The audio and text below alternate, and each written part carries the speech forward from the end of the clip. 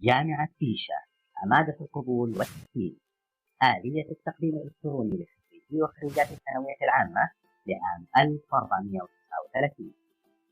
للتقديم على جامعة بيشا ادخل على موقع الجامعة www.ub.edu.sa،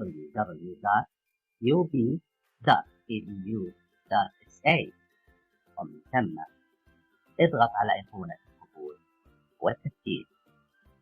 ومن صفحة البوابة الإلكترونية للنظام اختر من القائمة الأفقية القبول، ثم اختر من القائمة المنسدلة طلب قبول البكالوريوس للطلبة السعوديين. ومن الصفحة التالية يتم اختيار ما بين تقييم طلاب أو طالبات والضغط على طلب قبول جديد. في هذه الصفحة ادخل رقم السجل المدني، قراءة تعليمات القبول، ثم اضغط تأكيد. سوف يظهر لك إقرار وتعهد على شروط القبول في الجامعة، يتم الموافقة عليه بالتأشير على المربع أسفل الصفحة والضغط على أوافق، ثم تأكيد الموافقة في الرسالة المظهر لك. وفي الصفحة التالية سوف تظهر جميع البيانات الشخصية، وتحتاج بداية إلى اختيار كلمة سر لتأكيد الطلب أو التعديل عليه لاحقا، ثم أعد تأكيد كلمة السر،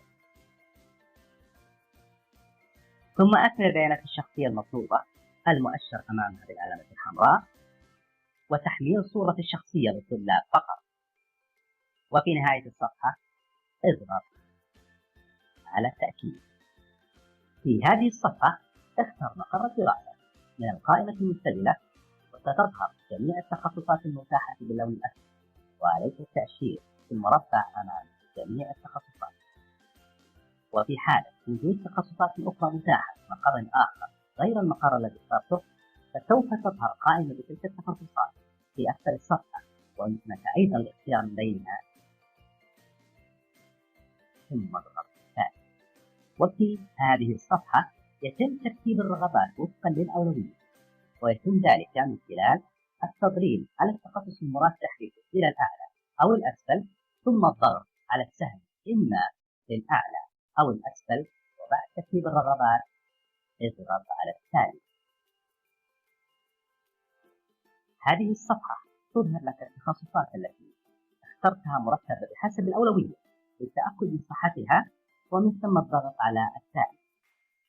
سوف يظهر لك رقم الطلب بإمكانك طباعته أو تدوين الصورة الخارجية، وبذلك يتم تقديم طلب الالتحاق بجامعة بيشا. ويمكنك التعديل على الطلب أو إلغائه من خلال الدخول على البوابة الإلكترونية للنظام واختيار الخدمة الإلكترونية